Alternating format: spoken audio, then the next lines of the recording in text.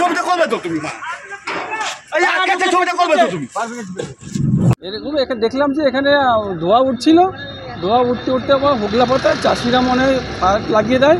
ওই মাঠটাও আগে দেখেছি লাগিয়েছে, আর পরে দেখলাম যে এই মাঠেও আগুন জ্বলছে, এইভাবে ধোঁয়া বেরোচ্ছে। তারপর আস্তে আস্তে আগুনটা বেশি হলো, ফায়ার ব্রিগেড এলো, তারপরে আপনার পুলিশের গাড়িটা এলো। আপনার নাম? আমার নাম শুভেন্দু বিশ্বাস।